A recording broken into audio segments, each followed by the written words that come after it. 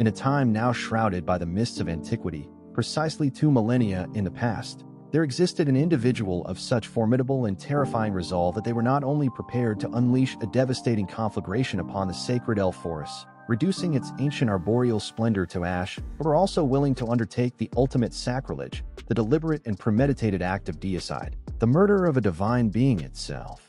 Under this individual, the most brutal acts were deemed mundane, as all reasoning became meaningless to him. This person was none other than the tyrannical Demon King, the progenitor of the demon realm.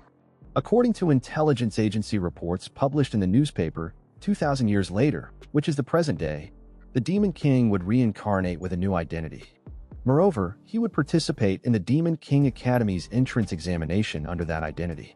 Today, the entrance exam of the Demon King Academy is being organized to recruit talented students for the nation, and also to identify the individual with the reincarnated Demon King's bloodline to inherit the throne that has been vacant for 2,000 years. People flocked to register for the exam more eagerly than attending a festival. A girl named Misha was also on her way to the academy when she accidentally got bumped into and dropped a letter.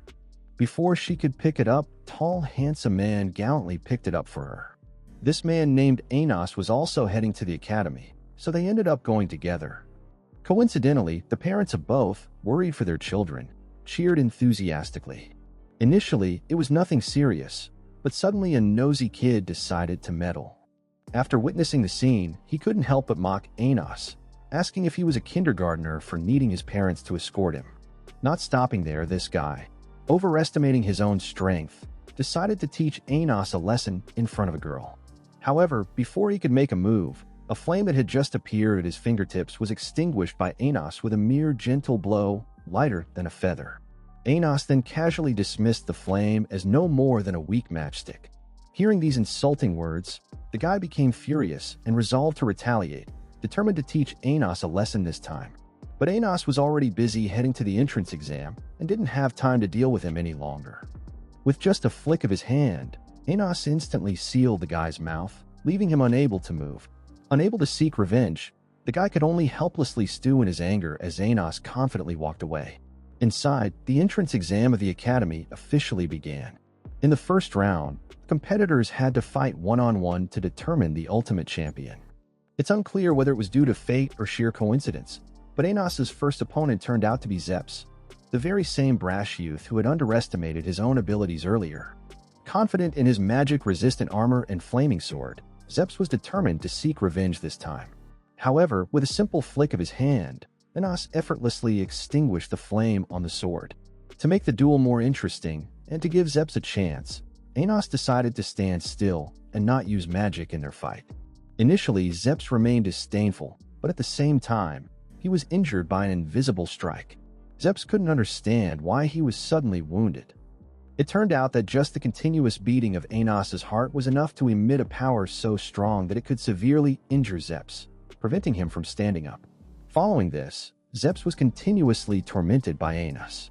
Yet, he stubbornly refused to admit defeat. According to the rules, as long as the opponent didn't die or concede, the other couldn't be declared the winner. Seeing that Zeps still refused to submit, Anos flicked his finger again, causing Zeps to vanish momentarily. Before the audience could fully grasp what had happened, Anos had already recited a resurrection spell for the just deceased Zeps. One might think that experiencing the agony of death and revival would enlighten Zeps to concede, but he remained delusional and refused to surrender. Left with no other choice for dealing with such foolishness, Anos had to log Zeps out several more times consecutively. Finally, Zeps accepted defeat, utterly humiliated to the point of wanting to bury his head in shame. In the second part of the exam, everyone needed to measure their magic index with a crystal. While other students encountered no issues the moment Anos placed his hand on it, the crystal was instantly vaporized. With her keen eyes, Misha realized that although Anos's magic index appeared to be 0, he harbored a tremendous source of magical power within his body. After completing the exams and receiving the results that Anos had passed, he invited Misha to come to his house as he knew his parents were preparing a celebration party just waiting for him to bring home the good news. Misha initially intended to use a flying spell to get there quickly, but Anos instead took her home using a teleportation magic that had been lost for 2,000 years. Just like that, within a blink of an eye, they were at Anos's home. According to his mother, Anos had grown rapidly, appearing fully grown within less than a month of his birth. Not only was he able to excel in the Demon King Academy's entrance exam at just 1 month old, but now he was also bringing a wife home, much to his grandmother's delight. A child surpassing his father is a home's blessing. She quickly called her husband to share the joy. Seeing his son's youthful talents, his father beamed with pride. Thus, Misha and Anos's family enjoyed a meal together that resembled a daughter-in-law's introduction. After a hearty meal and plenty of drinks, Anos personally escorted Misha back home. Along the way, they shared everything under the sun and eventually shook hands, officially becoming friends. At that moment, a light surrounded them, and a wall constructed by architectural magic rose, signaling an impending fiery battle. Soon after, Zeps's elder brother, Lei, emerged from the shadows, followed by his militia. Having witnessed his brother's humiliation that morning, Lei came to teach Anos a lesson, aiming to restore his family's honor, not just for his brother's sake. He even went as far as to kill Zeps in front of Anos to assert dominance, stating that the Enzu family did not need a failure who had disgraced them before thousands. In the current world, those not of direct Demon King lineage were considered mixed blood, inherently inferior to those of pure blood carrying the Demon King's original lineage. Currently, Anos being seen as a mixed-origin individual daring to defeat Zeps, a descendant of the Demon King, infuriated Lei, who wanted to act as the executive of divine retribution. However, Lei was unaware that Anos was actually the ancestor he deeply respected. Hearing Anos's words, Lei was enraged, believing Anos was insulting his ancestor. He immediately ordered his troops to prepare for battle. However, the secret techniques and magic that Lei deployed were all creations of light that Anos himself had devised. Therefore, breaking them was as easy for Anos as eating candy. To broaden Lei's perspective, Anos turned Zeps's corpse into a real zombie as a gift for him. Now, in his undead form and fueled by resentment, Zeps's power increased significantly. Lei thought Anos would let Zeps attack him, but Anos wasn't interested in such cruel games. Instead, Anos wanted Lei to reform his brother, and then have the two brothers join forces to fight against him. Seeing the true power of Zeps as a zombie, Lei, although startled, still refused to admit that his brother had disgraced their family. It was only when he saw Zeps advancing towards him like a demon from hell that he became fearful and tried to calm Zeps down. However, it was too late for regrets. In a moment, both brothers ended up going down together. Faced with the sight of his descendants turning against each other, Anos was quite disappointed to see how heartless and cruel they had become. With a wave of his hand, Anos caused the surrounding walls to collapse and used a resurrection spell to save the lives of the Enzu brothers. Witnessing a monster with extraordinary power like Anos, the brothers dared not utter another word. They could only ask who he truly was. Anos had long awaited someone to ask him this question. Leaning forward to ensure they heard him clearly, he revealed, "You are blind to the obvious, for I am your ancestor." The tyrannical Demon King Anos returned and was more formidable than before. 2,000 years ago, when heroes sought to kill Anos to restore peace to humanity, Anos argued that if he were to kill humans, wouldn't the heroes themselves have slain countless demons as well? Furthermore, even if all demons were eradicated, humans would still face other enemies such as spirits and gods. Therefore, to end the conflicts between the demonic realm, the divine, and humanity, Anos proposed that the heroes join forces with him to create walls separating the races, extinguishing the flames of war and restoring peace to the world. However, their sacrifice would not be permanent. Instead, they would be reborn in 2,000 years with their memories intact. Finding Anos's words logical and persuasive, the heroes decided to trust and join forces with the Demon King. As Anos created the magic to form the walls, Canon quickly used his holy sword to stab through Anos, embracing oblivion together. Their sacrifice would temporarily prevent humanity from engaging in pointless wars for 2,000 years. Before completely vanishing, Anos and Canon expressed their gratitude. Anos hoped that upon their rebirth, they could be friends, as Canon was the only hero the ruthless Demon King respected. As planned, 2,000 years later, the saint was reincarnated. Upon opening his eyes, he saw his grandparents overjoyed as they had just given birth to their first son. Before they could even name their son, the saint immediately named himself, leaving his grandparents utterly astonished. Returning to 2,000 years later, on the opening day of school, Misha informed him that he was considered an outcast for mispronouncing the name of the ruthless Demon King. Anos cleverly used magic to read Misha's thoughts, and discovered that his grand name had been mistakenly altered to Avus over the 2,000 years, sounding completely out of place. It was an oversight to claim descent from the real lineage of the Demon King. Yet, even the name of their ancestor was mispronounced. Moreover, during a class where the teacher was assigning group leaders for an upcoming exam, Anos volunteered to be a group leader, but was immediately rejected by the teacher. In this scenario, students wearing white uniforms were always treated unfairly as mixed bloods, while those in red uniforms were considered pure bloods and treated justly. According to the discriminatory views of that teacher, she insisted that a mixed blood like Anos was not qualified to be a group leader, so she excluded him. Anos then proposed a pact to her. If he could prove himself superior to the pure bloods, she would have to accept him as the group leader. Conversely, if he lost, he would willingly leave the academy. With just a few basic adjustments, Anos successfully doubled the power of the combat magic circle the teachers had always been proud of. Although reluctant, the pact was made and the teacher had no choice but to agree to appoint him as the group leader. After the group leaders were chosen, the teacher called each one to stand up and introduce themselves. The group leader of the red team confidently introduced herself as Sasha Necron, a descendant of the Demon King and twin sister of Misha. However, although they were from a noble lineage, only Sasha was considered pure-blooded, while Misha was deemed mixed blood. When it came to choosing teams, most students gravitated toward Sasha, with only Misha staying in Anos's team. But quality over quantity, despite having only 2 members, Anos was confident enough to outperform the rest. Inherently arrogant, Sasha could not stay put and came over to taunt Anos, claiming Misha was just a mobile doll who couldn't contribute anything to him, and if he was wise, he would join her team for a better collaboration. Anos, not tolerating such disrespect, retorted to defend Misha, leaving Sasha frustrated but unable to respond. Sasha attempted to activate her destructive demon eye to teach Anos a lesson, but he immediately activated a more powerful demon eye that overwhelmed her significantly. Seeing the power emitted from Anos's demon eye made her acknowledge her place, and, furious and defeated, she turned away. Just when it seemed everything had calmed down, Sasha, more persistent than a hungry leech, blocked their path on the way out and issued another challenge. If Sasha won during the team exam, Anos would have to join her team and obey her unconditionally. In return, if she lost, she would willingly become a slave in Anos's team. Anos, never one to shy away from such challenges, promptly agreed to the pact. The day of the inter-team exam arrived. Both teams needed to construct fortresses and use magic circles to protect their own. Knowing that Misha was adept at construction magic, Anos didn't hesitate to delegate the building of the fortress to her while he took care of the rest. On the other side, Sasha and her teammates were also preparing to attack as they began constructing their fortress. However, just as they finished laying the foundation, Anos teleported in front of them, stunning everyone.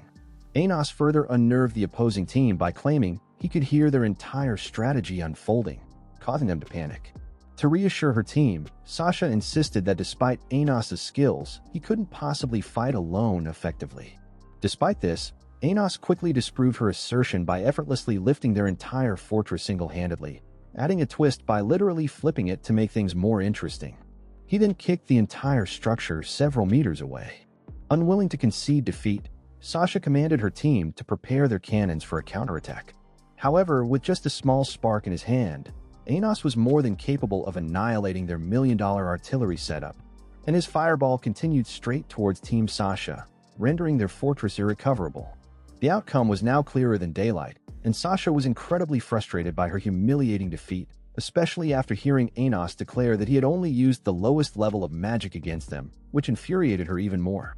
Despite her reluctance, Sasha had no choice but to accept her fate as Anos's servant. Seeing her sister wounded, Misa quickly approached Sasha with concern. Sasha no longer displayed her previous disdain towards her sister, and it seemed their sibling relationship was beginning to improve. That evening, when Anos brought another wife home, his parents were overjoyed, as if they had struck gold. The prospect of managing 2 wives was something his father wouldn't even dare to consider if he had the money. After dinner, Anos personally escorted the 2 sisters home. Along the way, seeing them holding hands intimately, Anos was curious, to which Misa only smiled and promised to tell him the story later before running into the house. Left alone with Anos, Sasha called him back to express her gratitude. She thanked him for accepting her and her team, which helped the sisters reconcile. In a gesture of thanks, Sasha gave Anos a meaningful kiss, symbolizing camaraderie, which took him by surprise. Tomorrow is Sasha's sister's birthday, and Misa is considering consulting Anos about what would be an appropriate gift for her. However, Anos understands that Sasha would be completely enamored with whatever she is given. As they were discussing, Sasha suddenly sits next to Anos, and according to their agreement, she officially joins his faction from that moment. In class, the teacher announces that there will be a lecture from IC, one of the 7 demon elders who are immensely powerful. Anos remembers the demon elders well, as he created them using his own blood 2,000 years ago to serve as his faithful aides. Sasha reveals that after Anos's sacrifice, the demon elders continued to exist and founded this academy to nurture talented individuals to succeed the position of Demon King. Anos feels extremely suspicious, questioning why the demon elders would manage the academy so loosely if they truly established it. Especially, they should have sensed their master's return by now. Yet there has been no sign of them. Fearing that Anos might cause trouble during this important class, the teacher reminds him to know his place and not to cause any disturbances as usual. However, Anos dismisses her words as if they were mere wind passing by his ears. As I enters and stands up, extending his 5 fingers, both the teacher and the students are shocked, ignoring the meaningful looks from everyone around him. Anos asks IC if he recognizes who he is. Unfortunately, this demon elder's memory had been wiped clean 2,000 years ago, so he has no recognition of Anos. Knowing that the situation cannot be rushed, Anos tells the teacher to start the lesson and that he will discuss other matters with Ike later. The teacher, witnessing his actions, hastily apologizes to the demon elder and even promises to expel Anos from the academy immediately. Surprisingly, IC does not hold Anos accountable, but continues the lecture. After class, they have a private negotiation. And according to Ivik, he currently only remembers his master as Avus. It seems that this Avus truly exists, and he was the one who erased the Demon Elder's memories and spread falsehoods about the Demon King in a plot to completely take over the spotlight. Currently, Anos admits that he is the tyrannical Demon King, but is unable to prove his identity. Therefore, both he and I still need to investigate this matter further. Today, the group has a dungeon challenge where the red and white teams must enter a labyrinth in the Demon King's castle to find various treasures. The team that retrieves more valuable items will of course be the winner, and also get to keep an item of their choice. As the competition starts, everyone rushes into the maze except Anos, who remains calm and composed. Seeing Sasha worried, Anos quietly asks if just obtaining the scepter from the dungeon would effectively defeat the collection of numerous other items. Sasha nods in agreement, but she notes that the dungeon is not an easy place to enter, as even the teachers at the academy have not been able to reach it. Anos, knowing every twist and turn of his own maze, confidently leads the way to the dungeon without encountering any monsters. They effortlessly reach the dungeon's deepest layer and retrieve the scepter. Upon seeing the scepter, Sasha immediately shows her usual utterly enchanted demeanor. Anos and Missy, uninterested in the scepter, enter a room shimmering with golden light emanating from various treasures. Anos allows MSA to pick any item as a gift for Sasha and also offers to give her a treasure as he knows tomorrow is her birthday. However, Missa chooses not to take anything for herself and selects a Phoenix Fire cloak for Sasha, who immediately falls in love with it and promises to take good care of it. While Sasha temporarily leaves to try on the cloak in another room, Missa thanks Anos for helping her give such a perfect gift to Sasha. But when Anos returns to the changing room, he finds Ma lying motionless with a deeply embedded knife in her chest. At this moment, Sasha reveals her true colors, admitting that all her actions were deceitful. She was just exploiting the feelings of MSA and Anos to win the challenge and get the scepter. Now, with Mrs. seriously injured and needing immediate medical attention, Sasha urges Anos to save her, warning that otherwise he might end up collecting the remains of his teammate. Having said this, Sasha quickly breaks their agreement and attempts to escape. However, Anos anticipates her move, swiftly catches her by the leg and pulls her back. At the same time, Sasha came out from the room unscathed, not a scratch on her. Anos had been suspicious of her intentions from the moment he saw the excitement in her eyes when she was given the cloak. When he found Missa motionless earlier, he had already healed her. What transpired was merely an illusion he created. A reminder not to forget that he is the progenitor Demon King, and such petty tricks are no match for him. Despite being treated like dirt by her sister repeatedly, Misa held no grudges and persistently pleaded with Anos to spare Sasha. Initially, Anos intended to interrogate Sasha to uncover her true motives throughout the act. But moved by Mrs. heartfelt pleas, he decided to show mercy this time. Sasha was released, but continued to harshly insult Misa and then ran away with the scepter without looking back. She must be feeling ashamed now, confronted with her sister's forgiving nature. Yet, due to her stubborn character, she refuses to admit her wrongdoings. Left alone with Anos, Misa decided to share with him the reason why she consistently pleaded for her cruel sister. This was her own secret. But trusting Anos as a friend who had shown unbounded loyalty, she chose to reveal it to him. She disclosed that on her birthday, which is tomorrow, she would completely disappear from the world. Because from the beginning, Misa never truly existed. From the moment she was born, Misa was separated from Sasha's soul by Ibik using a fusion spell. It seems he wanted to use the essence of both to create one of the most powerful demons ever. Fate had determined that Sasha was to stay, while Misa was meant to vanish. Over the last 15 years, she always wanted to create beautiful memories for herself. However, being considered non-existent, no demon would talk to her. Only he was willing to talk and agreed to be her friend. She was truly grateful and cherished this friendship. Hearing her acceptance and resignation to her fate made Anos feel bitter. He suddenly hugged her tightly. To make up to Missy, he promised to fulfill one more of her wishes. For Miss, she just hoped to reconcile with her sister Sasha before disappearing. They immediately chased after Sasha, who was on her way out of the castle. Standing face to face with her occasionally hot and cold sister, Ma wanted to know the truth if her sister really hated her. As she outwardly claimed, Sasha did not immediately address Mrs. issue with her careless nature, demanding to make a small pact. Continuing to want to bet with Anos. All he needed to do was activate one of the 2 magic circles she had created, and the victory would surely be his. After a few dramatic dance performances, 2 magic circles were created. Sasha told him that activating just 1 circle would be enough. Seeing the situation unfold, Anos immediately understood there was no real bet here. Sasha had intended to give him this victory from the start. Anos stepped forward and gently activated the magic with a spell, and Sasha could not contain her joy. It was time to answer Mrs. question if she truly hated her. Standing together in the magic circle, Sasha was finally able to face the truth in her heart. In fact, she had always been harsh in speech, but cherished her little sister deeply. Born with a destructive demon eye when no one dared to face her. Only Misa was unafraid, always smiling and staying by her side. It was thanks to Misa that she could go outside. But being non-existent meant Misa was always lonely. Even her family prevented her from playing with her sister. Unwilling to accept her sister's disappearance, Sasha always worked hard to learn magic to find a solution to this problem. After years of struggle, Sasha finally found a way and decided to give her remaining life to her sister. The Origin Fusion Circle would enable her to do this. However, the only way to activate it was for Misa to renounce her sister. This was also why Sasha had always tried every possible way to make Misa hate her with her magical power. Activating the 2 Jessie and Black circles was impossible. Now that Anos had helped her activate Jessie, she needed to start the spell immediately. Sasha continued to harshly turn her back on Misa, hurling words of hatred to ensure Misa truly despised her. However, when the spell began, it was quickly nullified as Misa still did not renounce Sasha. Misa did not understand why Sasha had to lie, but she would forever regard her as a wonderful sister.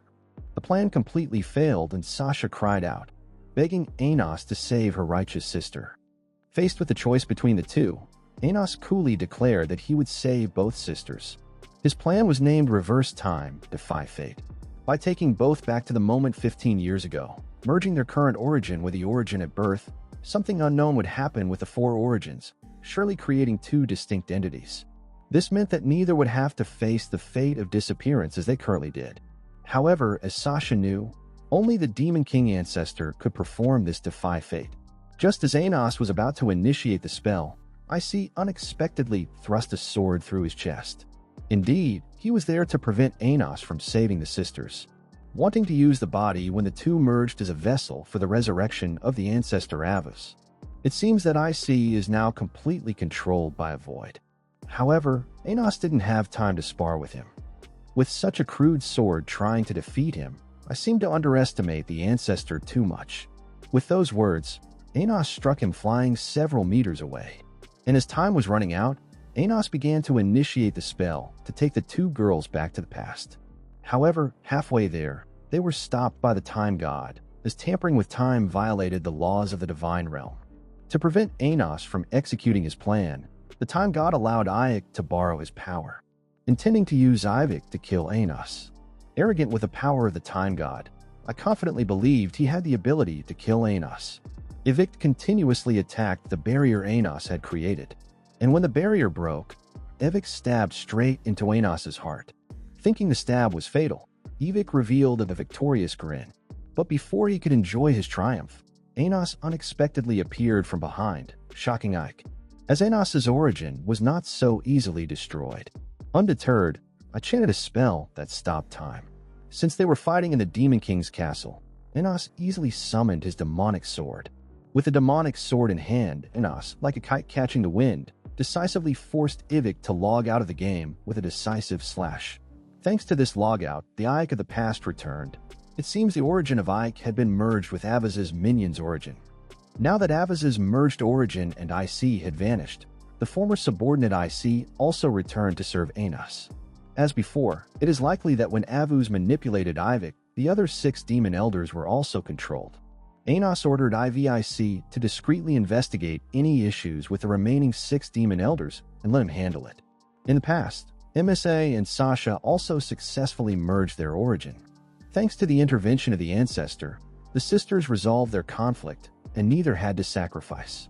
Even more fortunately, they are now separated into 2 independent individuals no longer dependent on each other. And both are extremely grateful to Anos. Having resolved everything, all 3 quickly took up their staff and claimed the maximum points. Upon reaching the surface, it coincided with the dawn of a new day. Anos turned to wish the 2 beautiful sisters a happy birthday, urging them to grow up quickly. While Sasha had already received her birthday gift, Misha had not. Although she did not want anything while in the castle, Anos felt that the Lotus Leaf Ice Ring was very suitable for her.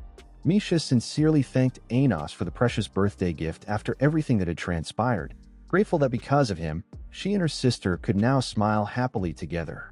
2,000 years ago, in a forest, a battle had taken place between the demon race and the Great Spirit. At that time, Anos's top subordinate with his supreme swordsmanship skills easily subdued the Great Spirit, proving himself to be an invaluable right-hand man who never disappointed. Anos asked Shin if he wanted anything as a reward, promising to fulfill his wish. Shin asked to be allowed to reincarnate. Despite not having enough origin to retain his memories and the possibility of having to relearn swordsmanship from scratch, he insisted on being reincarnated alongside Anos, unable to bear living in a world without the Demon King. Ultimately, given Shin's determination, Anos agreed to his request. Back to the present, as soon as the teacher entered the classroom, she announced 2 pieces of news, neither of which was good. The first was that a new student would soon be transferring to their class. While it was not a big deal, the teacher added that they should behave respectfully as the new student belonged to the royal family and possessed the city's top swordsmanship skills. The second matter was worse.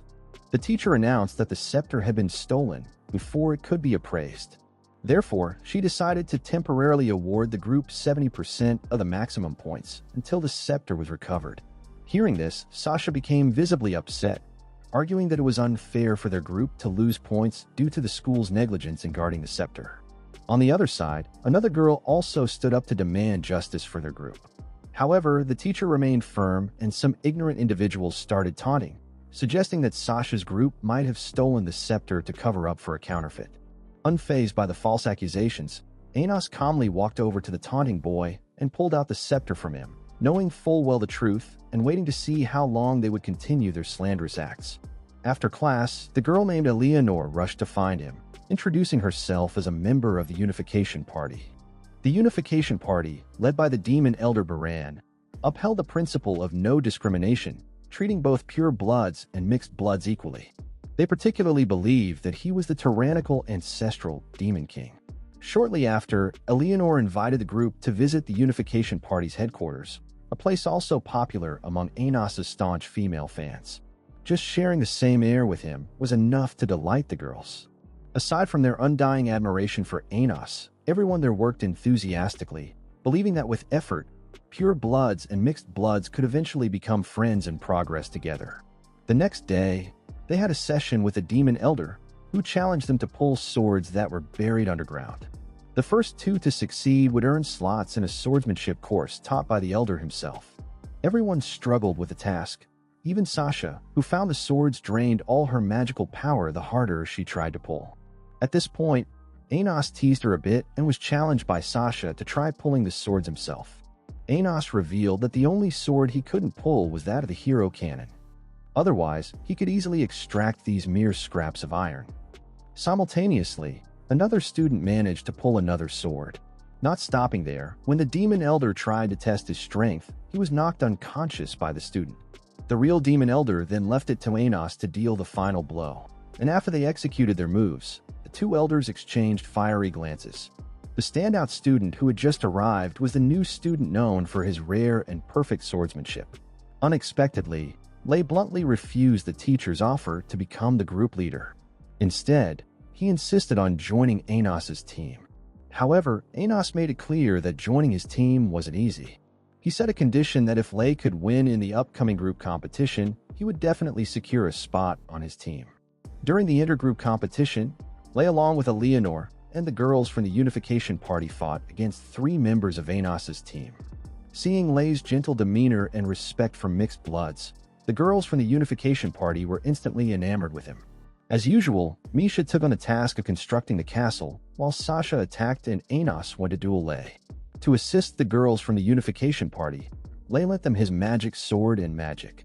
In the spirit of fairness, Anos also promised not to use magic and to fight Lei with just a dry stick. Boosted by Lei's power, the girls' morale surged, and they even managed to control the fortress to attack where Sasha and her sister were. At a critical moment, following Anos's suggestion, the sisters united and successfully destroyed the fortress. Unfortunately, Eleanor attempted a surprise attack from behind, but Sasha, quick on her feet, managed to dodge the unexpected strike. At the same time, Lei was hit by Anos's blow. After the initial exchange, Anos noted that Lei's swordsmanship was not only good but also felt eerily familiar to him. Back on the battlefield among the girls, seeing Sasha in a difficult position, Misha immediately rushed to support her. Without hesitation, they combined the Phoenix Cloak and the Lotus Leaf Ice Ring to maximize their power. Thanks to their fiery and icy combination, they delivered a critical blow to the girls from the Unification Party, simultaneously shattering their fortress and securing a proud victory. In the duel, Lei's swordsmanship proved to be extraordinary. However, as fate would have it, the supporting character couldn't outshine the main character. Despite his strength, Lei couldn't overcome Anos with a dangerously fast and powerful move. Anos knocked Lei's sword out of his hands with the branch he was wielding. Lei willingly and wholeheartedly accepted his defeat. Lei admitted that dueling with Anos gave him a sense of déjà vu, as if they had met 2,000 years ago. Anos agreed, noting Lei's resemblance to someone he knew from the past. Lei extended his hand to help Anos up, and although he lost and couldn't join Anos's team, both were very willing to be friends to foster closer relationships. After a meal, Anos invited Lei and Eleanor over for dinner at his place. As always, his parents were very hospitable, so the meal was enjoyable and harmonious. Seeing Eleanor's effort in today's battle, Anos agreed to let her and the other girls in the party join his team. After eating, Eleanor and Lei went outside to breathe some fresh air and confide in each other. Like before, Lei's gentle tone and his impartial attitude towards the mixed-blood individuals made Eleanor increasingly infatuated with him. The Magic Sword tournament was about to start, and Amelia announced that Lei had secured a slot in the tournament. This time Anos was also given a slot like Lei, but he felt suspicious about this event.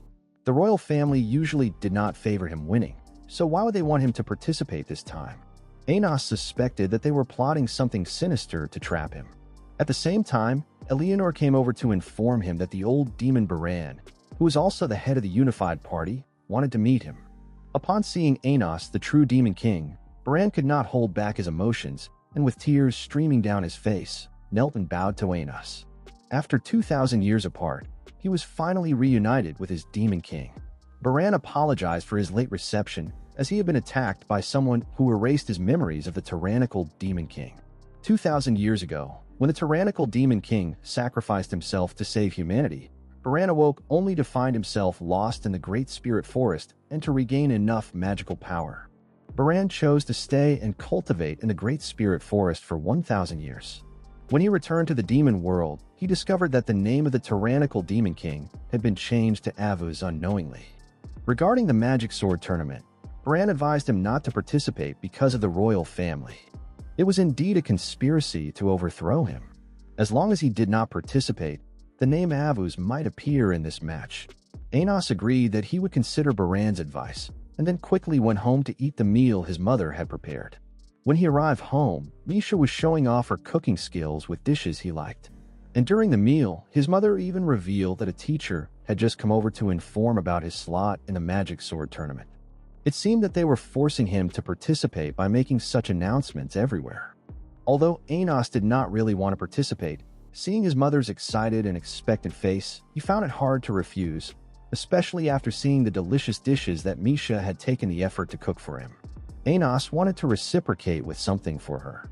He suggested that she could ask for anything she desired and he would fulfill it. After some thought, Misha did not want anything material. Instead, she wanted to go for a walk around the city with him the next day. Since he was free the next day, he promptly agreed to the plan with Misha. Thus, their date proceeded as planned. They visited a magic model shop that Misha frequented. Being a VIP customer there, the shop owner greeted Misha warmly, inviting her to make herself at home as usual. She led him to a room for making models, where she used magic to create a cozy family dining scene with all the members present. Knowing she liked such meaningful little things, Anos created a miniature model of the entire city, which was quite eye-catching. True to form, Misha was thrilled upon seeing it. Whenever she was off guard, she would take the model out to admire it, and he helped her attach it to a ring. Misha thanked Anos for this precious gift and promised to treasure it carefully. Later, he took her to a cat cafe for a change of scenery. Officially, they were there to drink bubble tea, but actually it was where he had arranged to meet Ivis to hear the intelligence he had gathered. According to Ivis's investigation, the unified party was not led by Baran, but by someone else. Moreover, Baran was quite suspicious, as it was too easy for him to escape Aviz's brainwashing. There was another person currently hiding in a hospital established by Amelia's father, but it seemed he was just a puppet manipulated by someone else. Anos asked Ivis to further investigate Baran and the Magic Sword Tournament, while he would take care of the magical hospital himself. After that, he and Misha went to the magical hospital to investigate further. But it seemed there was nothing alarming about the hospital. However, a more concerning issue was seeing Lei there visiting his sick mother. Lei's attitude was very unusual when Anos mentioned the Magic Sword Tournament. He even declined the offer to cure his aunt's illness. On the day of the Magic Sword Tournament, just before it started, Ivis came to inform that Baran might be involved with two old demons whose minds were being controlled by Avos. As for Lei's mother, she was currently suffering from a spirit disease and was in the hospital for treatment. In the first match of the tournament, Anos needed to face off against last year's champion. Initially, Anos had no intention of revealing himself, but faced with the enthusiastic and proud cheers of his mother in the audience, along with the sweat and effort his father had put into preparing the demon's sword for him throughout this period, he did not want to disappoint his parents, siblings, and friends. Carrying the demon's sword forged by his father, Anos boldly stepped onto the stage, filled with confidence, ready to face his opponent. At the venue, the champion from the previous season was still earnestly attacking Anos with his meager shrimp-like abilities. He obviously couldn't touch a single hair on Anos. Moreover, above his parents and the girls from the unified party were cheering loudly. Anos effortlessly defeated him in under a minute. Despite facing such humiliating defeat, he still couldn't believe his failure. Anos clearly stated that he might disdain him for being inferior, but he should never underestimate the sword made with the heart and soul of his father, a blacksmith. Hearing this, his father, sitting in the stands, was moved to tears. The next match, as expected, was easily won by Lei. However, everyone was shocked when they heard the announcement that Lei was representing the royal faction in the battle. After the battle, Lei calmly met Anos and openly acknowledged the royal family's promise to him, stating they would grant him a vast amount of money if he joined the army under a nominal guise. Ray even denied his relationship with his friends, expressing regret over forming bonds with them. More bitterly, Ray himself declared that he would personally kill Anos in this tournament. After saying this, Ray drew his sword and struck at Ano's hand while Anos also made a move to crush Lee's heart. However, at that moment, the two were merely testing each other's strength as their real battle would take place in the upcoming finals. From that strike, Anos discovered that Ray's body was bound by a demonic sword, likely a contract implanted in Ray's heart by the royal family to bind him. This contract could destroy Ray's essence if any conditions were violated. Probably for this reason, Ray had not sought Anos's help. Following that, Anos and Ray both won their battles and advanced straight to the finals. As Anos had to attend to some matters, he entrusted the demonic sword to his mother to take home. Escorted by the girls from the unified party, he took Milan to visit Ray's mother in the hospital, who like Milan was half human, half spirit. According to Ray's mother, upon waking up, she revealed that the royal family had used her to coerce Ray into joining their side.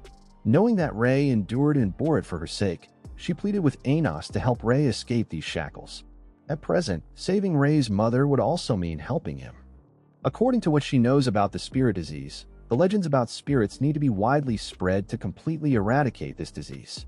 Although Ray's mother cannot recall the key phrase about the spirit legend, it seems she is currently showing signs of good progress. It appears that the legend about spirits has not completely disappeared. First, it's necessary to maintain Ray's mother's life until the end of the match. As a fellow spirit, Anos asks Milan to transfer energy to Lely's mother, and afterwards he will help her balance the energy that was lost. Having said this, Anos created a formation for Milan to treat her. At that time, Anos's mother and the girls escorting the sword were very happy. Suddenly, Emily appeared and lied to the organizers that they needed to retrieve the sword from the members in the finals. But there was no such rule from the beginning. The mother saw right through her trap to take Anos's demonic sword. Seeing that the mother adamantly refused to hand over the sword, Emily immediately turned hostile and launched a lightning strike to seize the sword. She was furious that her brother, the champion swordsman of last year's tournament, was so easily humiliated by Anos. Emily's belief that mixed bloods are always inferior and that Anos's humiliation of her royal brother was unacceptable. Lacking the power to win, she resorted to despicable tricks to steal the pure blood sword. They were no good either. Struck by a guilty conscience, Emily became even more desperate and in a fit of shame turned anger. She fiercely used magic to attack our side. Although the girls tried their best to defend Anos's mother, Emily's power was too great compared to them. The girls were knocked down on the spot and refusing to submit. They used their last bit of strength to rise and sing a song praising the tyrant demon Lord Anos. They also believe that one day good will triumph over evil, and there would be no discrimination between pure bloods and mixed bloods, only equality. Hearing these words, Emily, who always despised mixed bloods, felt an intense irritation, and she put all her strength into a final attack that completely knocked down our girls after a brave fight. When she intended to silence Anos's mother forever, suddenly, a stream of magic appeared, simultaneously breaking her lightning. Then, Anos boldly appeared, shut her up first, followed by using magic to heal the mother, and then used magic to resurrect the girls of the unified party. Water from the river does not violate the water of the well. But she persistently wanted to cause trouble, so don't blame me for being cruel, as I've been patient with her for a long time. I took her to the fencing arena of the academy. Without any hesitation, I immediately plunged a fatal knife into her. Now she has only 1 minute to live unless she admits that I am indeed the Demon Lord. Having not seen the coffin, she has not shed tears yet. Initially, she stubbornly refused to beg for mercy. Only when the sword stabbed deeper did she become terrified and desperately pleaded for Anos to spare her life. But it was too late. There is no second chance. Anos resolutely sent her to meet the King of Hell. However, right after that, Anos resurrected her at an alter's speed, killing and then reviving her to prove that her life forever lies in the hands of a mixed blood like him, which for her is the bitterest humiliation. Moreover, only mixed bloods can be resurrected. The fact that she could die and live again proves that the blood flowing in her is of mixed heritage. For someone who has deeply ingrained notions of discrimination like her, this is an humiliation worse than death. Emily thought about ending her life again, but Anos cast a spell on her. No matter what she does, The wounds on her body will heal themselves. For Anos, letting her live as a mixed blood for the rest of her life is the most fitting punishment, a pain far greater than death itself. While Milan was treating in the room, Ray just happened to come by, misunderstanding that Milan intended to harm his mother. Ray immediately held a knife to her throat. But when he realized Milan's good intentions, he was very grateful. However, not wanting her to deplete more magic, Ray straightforwardly knocked her out. The mother knew all that Ray had to endure, so she hoped he would save himself to do what he wants, following his heart's guidance. Yet, how could Ray heartlessly abandon his mother? Perhaps the battle to the death with Anos in the final is inevitable. During the final match, Ray and Anos were given bracelets at the onset of their duel. If Anos fought with all his might, the bracelet would drain his magical power, while a victory would activate a spell within it that would kill him. This plan perfectly forced him to willingly lose the match. However, they miscalculated one step as Ray, not wanting to put Anos in a difficult position, broke his covenant with the demon's sword. Although this action could cost him his life, Ray had no regrets. His mother encouraged him to follow his heart, and he realized she was right. At that moment, Ray wanted no more constraints. Freed from this threat, the only thing Ray looked forward to was giving his all in the battle with Anos, who was thoroughly pleased with Ray's resolve. Without hesitation, both plunged into the battle with blinding speed, making it nearly impossible for the spectators to see their sword paths. The duel was intensely competitive, with each sword strike dangerously fast. In the final blow, Ray successfully severed one of Anos's arms, but in return, he was stabbed in the heart by Anos's sword. Immediately after the match, Anos was taken by Bolin to an entirely new dimension. Bolin was the one who had implanted the demon sword's covenant in Ray, seizing the opportunity when the bracelet drained Anos's magical power. With his arm yet to heal, and without Ray's assistance, Bolin sought to eliminate him. Moreover, Bolin summoned two more great demons to his aid. Confident of his victory, however, not letting Bolin enjoy his triumph for more than 30 seconds, Anos launched a surprise attack that instantly reincarnated the newly arrived demons. At that moment, Ray appeared behind Anos. The recent strike by Anos was not meant to be lethal, but to help Ray break the demon sword's covenant within him. Faced with a 2-1 situation and knowing he was at a disadvantage, Bolin resorted to using Ray's mother as leverage. However, prepared for any loss due to his mother's sacrifice, Ray attacked, throwing his sword at Bolin. Distracted, Bolin was caught off guard as Ray rushed to the dimension holding his mother, intending to rescue her. However, as soon as Ray entered, Bolin locked it down. It turned out Bolin's real intention was to lure Ray into another dimension, leaving Anos to fight alone. Bolin launched a stream of dark smoke towards Anos, but it couldn't penetrate the strong barrier Anos had created. Anos immediately summoned his severed arm back and attacked Bolin.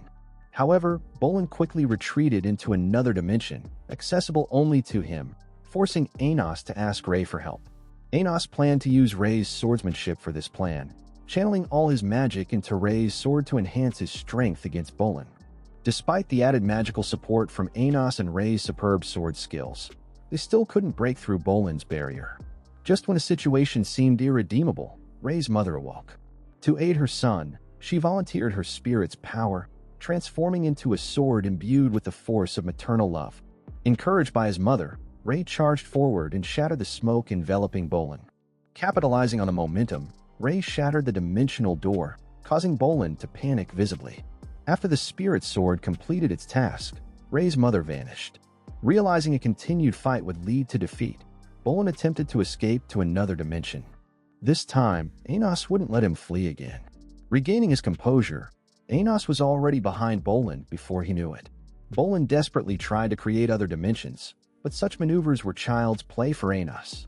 Now, Anos destroyed the dimensional doors Bolin created and summoned the demon sword of destruction to sever Bolin's legs, preventing any further escape. Having played enough, Anos no longer wished to prolong the fight. He delivered a fatal stab to the forehead, successfully killing the origin of Avus implanted in Bolin. The minions of Avus, controlled by Bolin, vanished as Bolin regained his senses. It appeared that Bolin had been attacked and influenced by a stranger to harbor hatred against the demon king Anos. Even the two great demons Anos had reincarnated earlier were completely controlled. Anos summoned and destroyed the origins implanted in them. At that moment, the mysterious Avus revealed himself inside the arena. With everything resolved, Anos broke the barriers surrounding the arena, allowing everyone to witness the current state of the battle. The sight that struck everyone was Rei lying motionless, unable to resist. There was no question about it. The championship undoubtedly belonged to Anos. Proudly, Anos held up his father's sword, declaring that it was thanks to this blade he had won. He expressed deep gratitude to his father, who, being an emotional man, quickly shed tears of pride for his exceptional son. Afterwards, Anos used his magic to revive Rei, and with the earlier healing done on Rei's mother by Milan, it was easier to bring her back. Thus, Rei and his mother were reunited, and he embraced her in overwhelming joy. The following day, the class had a new homeroom teacher. Miss Emily had requested a leave of absence, and from now on, Historia would be taking over as the class's homeroom teacher. Everyone was in the dark about why Emily had suddenly left, except for Anos, who knew it was because she was too shocked and unable to recover after finding out she was a mixed blood. The new homeroom teacher announced that there would soon be an exchange program with other times where the students would go to the superhero school in the human world for the exchange. It was the first time leading to the human world, and everyone was excited except for Anos, who seemed unfazed.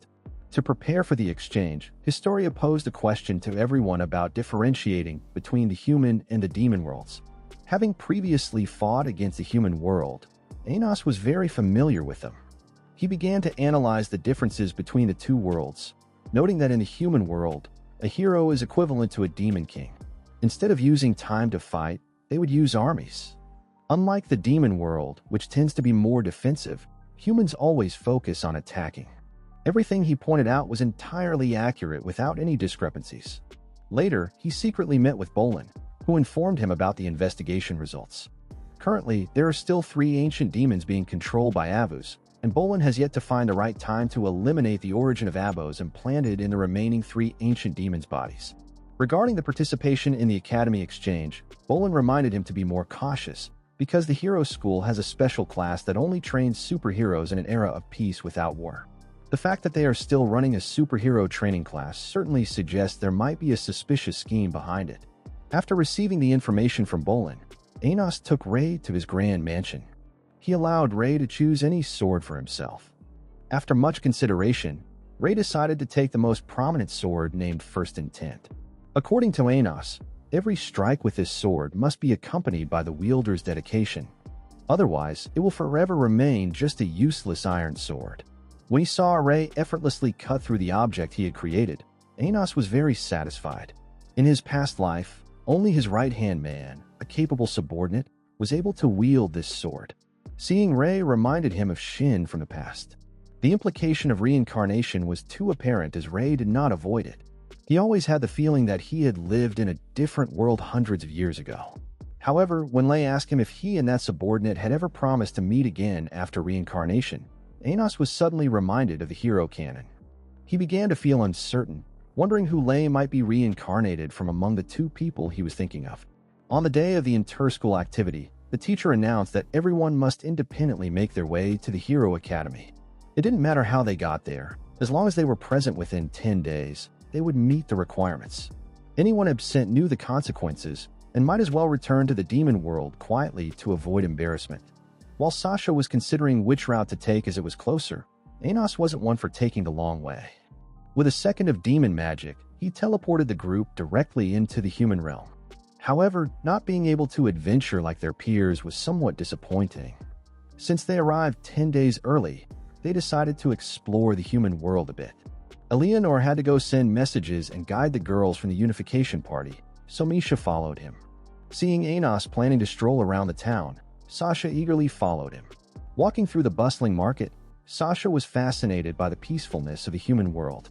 While strolling, Anos turned on his charm mode and complimented Sasha's eyes, saying they were even more beautiful than his own. Even though his comment made her blush, she liked it very much. Later, the 2 arrived at the Superhero Academy. Just as Anos was about to enter on his own to look around, another girl called out to him. She introduced herself as Nafta, a 3rd-year student at the Superhero Academy. After learning that they were guests looking to learn about heroes, she casually agreed without any objections. Inside the library, there was a wealth of historical information about superheroes during wartime, including portraits of the hero Canon, a man universally thanked by the people. When they reached the section about superheroes, Nafta introduced Sasha to a book documenting the history of how hero Canon had killed the tyrannical Demon King. Hearing this, Sasha was furious that the humans dared to distort historical truth. They blatantly stole the achievements of the tyrannical Demon King, attributing them to hero Canon, claiming he killed the Demon King and then built 4 walls to save the world. However, as Sasha was about to demand justice for the Demon King, Anos stopped her. He knew that if history hadn't been blatantly rewritten like that, the people of that era surely couldn't have been at peace. He asked Nafta if she knew the name of the tyrannical Demon King. Upon hearing the answer, Anos was slightly surprised because the name had been altered to Abuz, even in the human world. He continued to inquire with Nafta about the superhero class of the Academy. She candidly shared information about the class as well as the findings from Baran's investigation. The class indeed was established to nurture superheroes for the human world, and notably, it included 4 reincarnated canons. Since Canon had 7 origins, as long as one of them remained, he could be reincarnated again. If there were as many as 4 canons, it must be because parts of his origins had split and entered 4 different bodies. However, Anos was skeptical if Canon truly had reincarnated. Why had he remained silent in the face of such historically inaccurate information without attempting to correct it? At that moment, 2 ordinary individuals claiming to be the 2nd and 3rd origins of the reincarnated Canon approached. The 3rd origin, upon hearing that Anos had come from the demon world, wanted to jump into a fight to show off his strength. However, with just a light flick of Anos's wrist, he sent him flying several meters away. Anos was profoundly disappointed by the supposed origin of Canon, which turned out to be so feeble. The 2nd origin, Aaliyah, was not content, but still bowed and apologized for his rudeness and asked for Anos's noble name. Anos did not hesitate to reveal his name, which was not recorded in any history books. Anos remained disappointed if these individuals truly were Canon reincarnated. At that moment, Nafta advised him not to expect the reincarnated Canon to be the same as before, since he had previously been killed by humans themselves. After 10 consecutive days, the final students of the Demon King Academy have all arrived. During a magical exchange between the 2 academies, the Hero Academy sent Canon's 3rd origin, Levi. The Demon King Academy was represented by a pure-blooded 3rd-year class president who took up the challenge. After Levi's performance, Ani attempted to use magic to transform a mouse into a monster. However, no matter how much she chanted, the mouse remained unchanged. This led Levi and his teacher to mock the capabilities of the Demon King Academy. During such critical moments, the presence of Anos was essential. Indeed, the petty traps set by the heroes were nothing new to him. Ending his silence, he shattered the invisible barrier surrounding the cage, and the tiny mouse immediately transformed into a fierce monster. To make the demonstration more interesting, he conjured a fake holy sword identical to the humans, drawing off from the crowd. Despite the discrimination between pure bloods and mixed bloods in the demon world, the teacher blatantly declared that he was indeed the tyrannical Demon King before the pure bloods. As expected, the pure bloods refused to acknowledge this, prompting Anos to stand and vigorously argue, leading to a very noisy dispute. That night, Ibis came to report new information he had gathered. The news of Canon's death at the hands of humans was not widely known. However, the possibility of Anos being reborn was widely circulated among humans. Importantly, Ibis discovered that there was a persistent intent to kill him again. After speaking with Ibis, Anos was invited by 2 sisters to go out and enjoy the festival, since it was the birthday of the hero Renar. Known to Anos since Renar was Canon's master in a previous life, by chance, they saw Lei and Eleanor also sneaking out together. Anos intended to greet them, but Sasha wouldn't allow it, questioning why he would intrude when the 2 were obviously on a date. The 2 followed discreetly and saw Lei gift Eleanor a split sea-shell necklace, which according to legend is akin to a marriage proposal. Clearly, the 2 harbored feelings for each other. The next morning, there was an interior academy competition where both schools were to engage in a battle using their respective military magic. The Hero Academy planned to use the Light Formation, while the Demon King Academy relied solely on Ani. Anos intended to lead the team, but Ani insisted that pure bloods didn't need a mixed blood to speak up.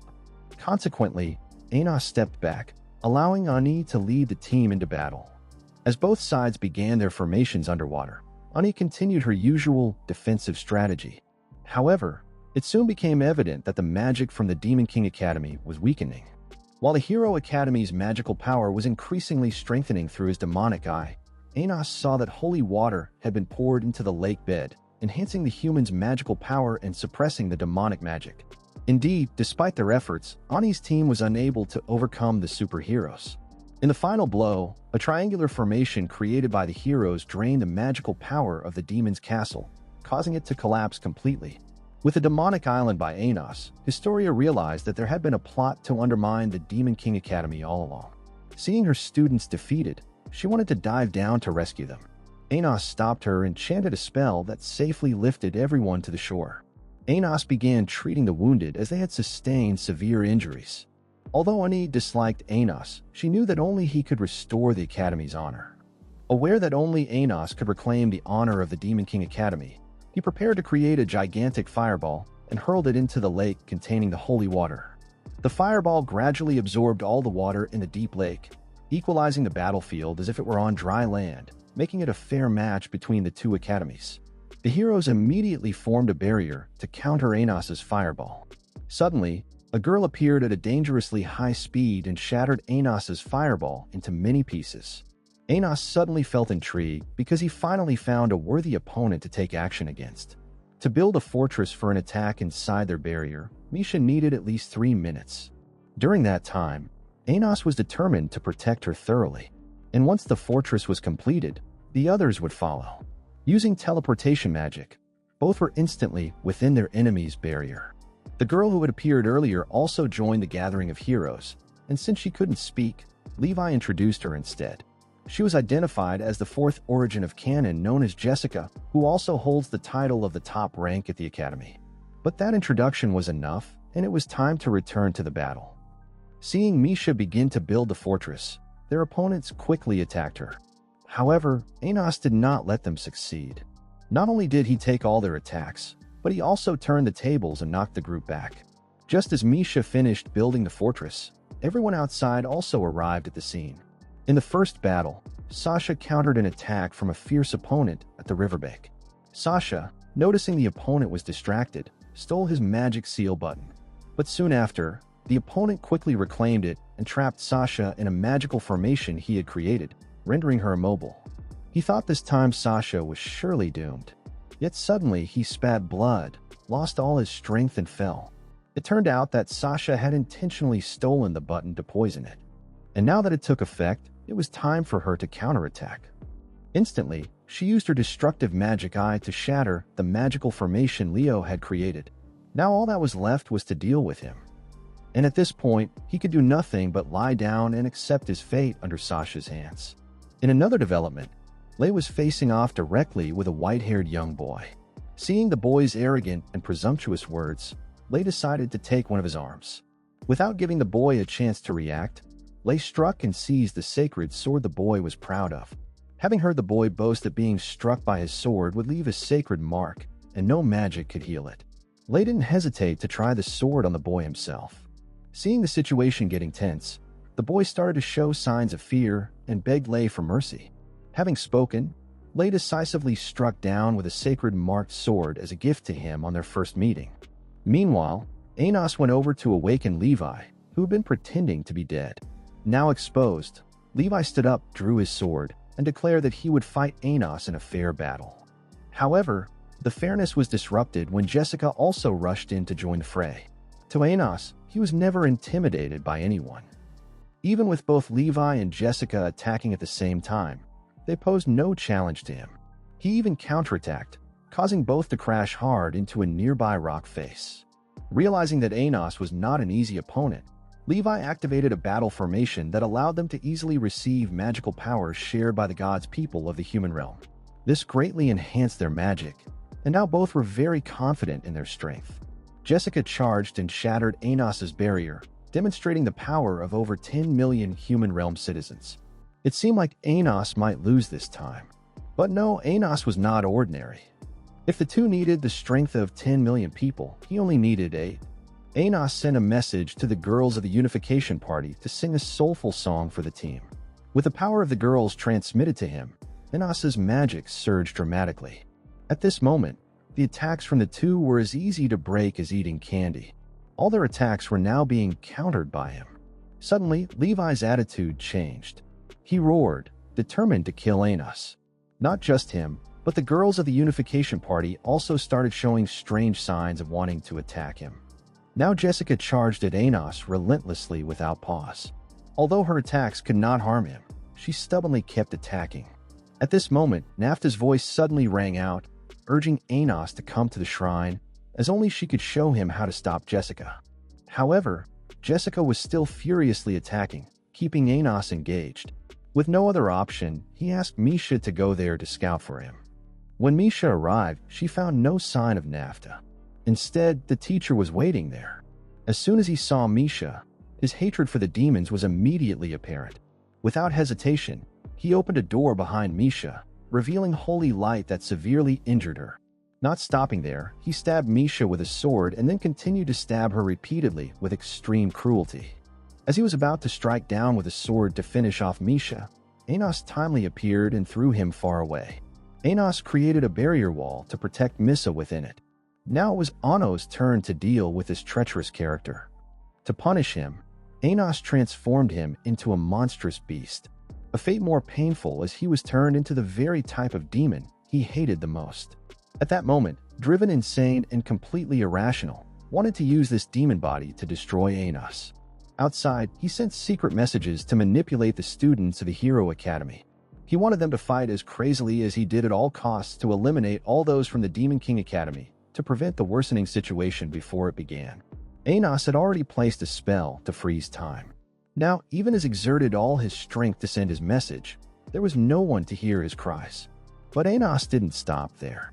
He extracted Dago's origin, and after tormenting him to the point of unbearable agony, Anos crushed his origin in his hand, leaving him no chance of revival. After treating Miss, Anos carried her into the room behind the door from earlier.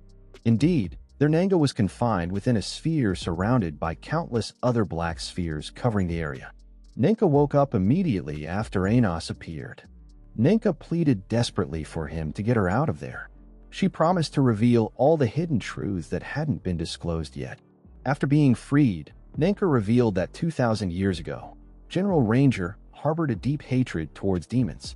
Even after the Demon King sacrificed himself to protect the world, Renner steadfastly maintained his hatred.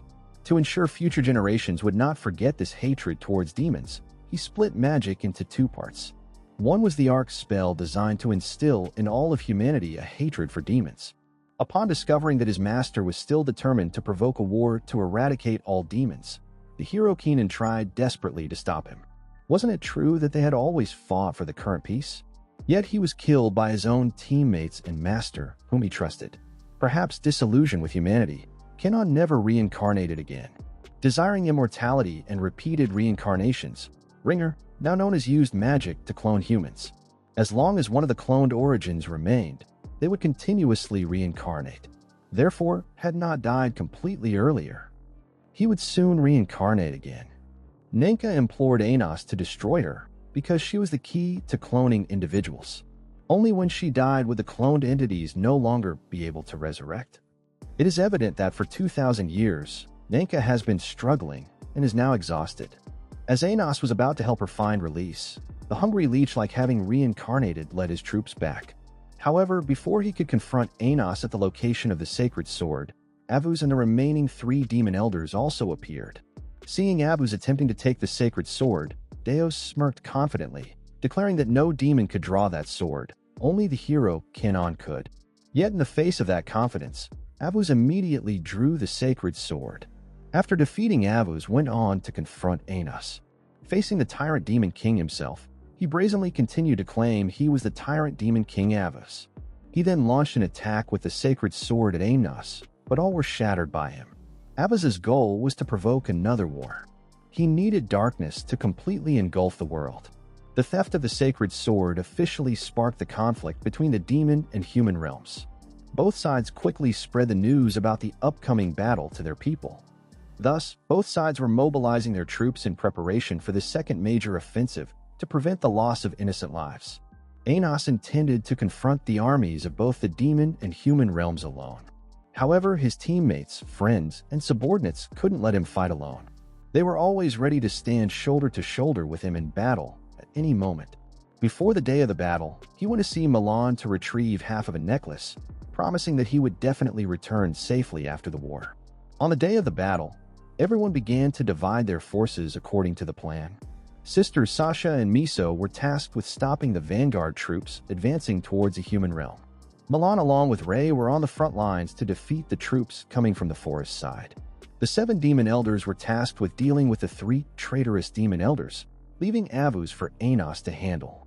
He went straight to the castle with the intent of dragging Avuz out, but it seemed he wasn't inside.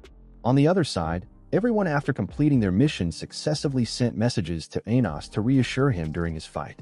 Only Milan's area was a bit problematic because after annihilating the army at the edge of the forest, she suddenly vanished after an explosion earlier.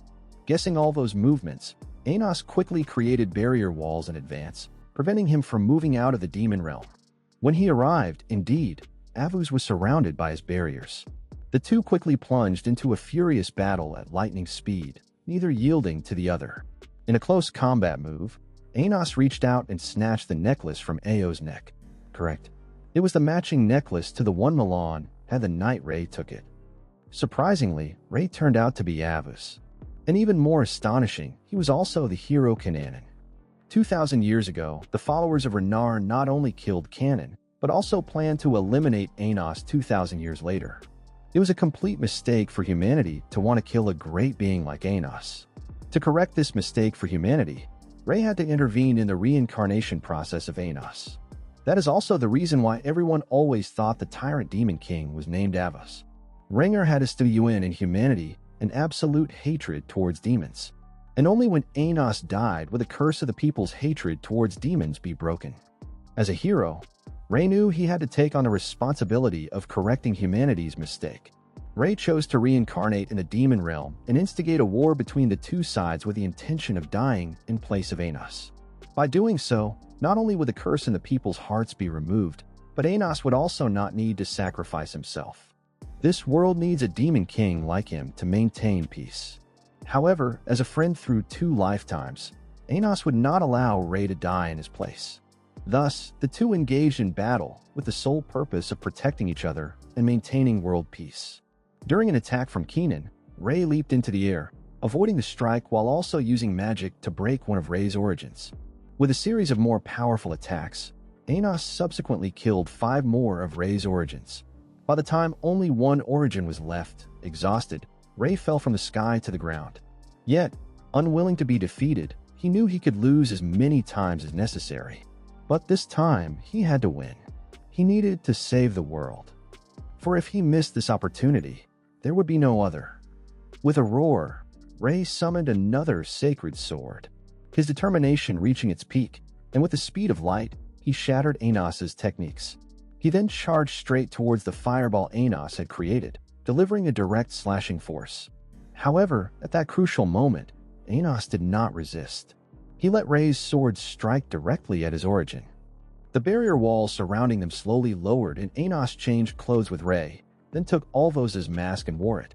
In this way, the scene of Hero Kenan killing the Tyrant Demon King played out once again before everyone's eyes. From the beginning, Anos had intended for Rei to kill him in front of everyone, thus preventing the war, breaking the curse of human hatred and saving Rei from sacrifice. With one arrow, he hit 3 targets as Anos had planned. Before disappearing, he ordered the Demon Realm to quickly withdraw their troops back to their territory. Before the Tyrant Demon King returned, no one was to unilaterally dispatch troops to attack the human race.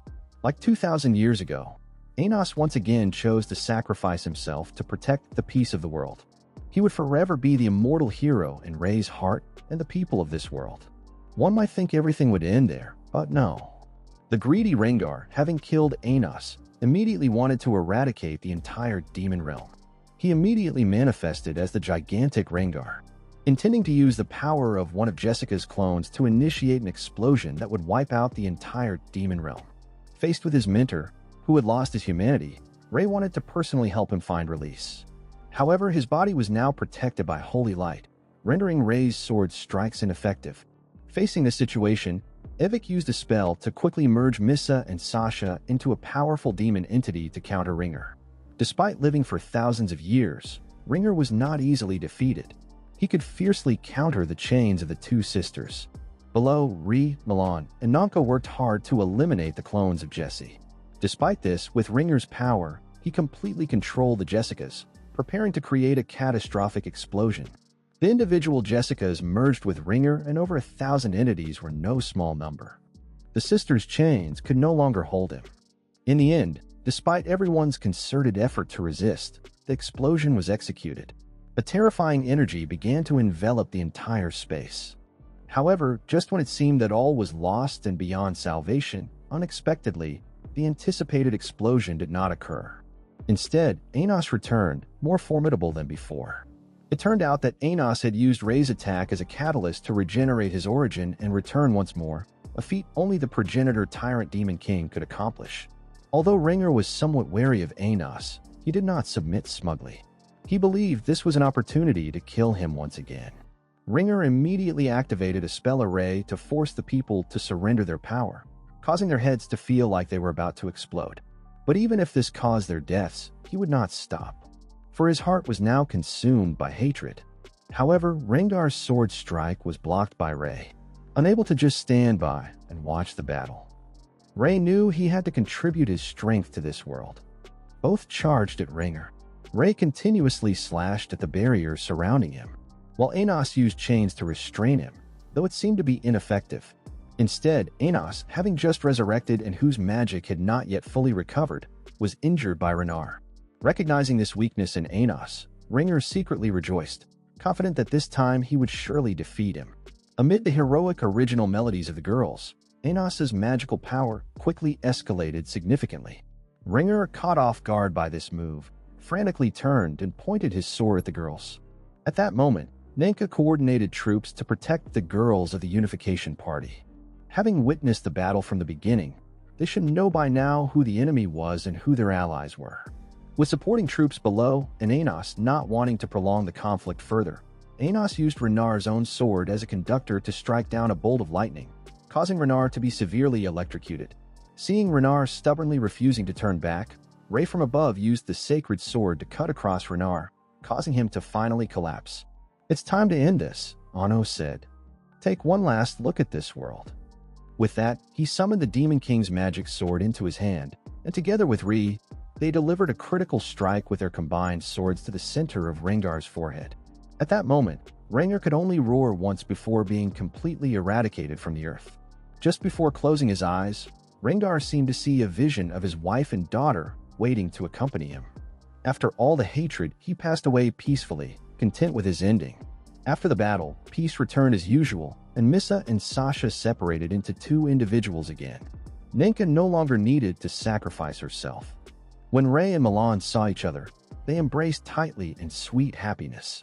After ensuring everyone was safe, Anos invited the sisters and now also Nanka to his home as usual. Like always, his parents welcomed them warmly. They shared a joyful and boundlessly happy meal together. Fortunately, after everything, everyone had their own fulfilling conclusion.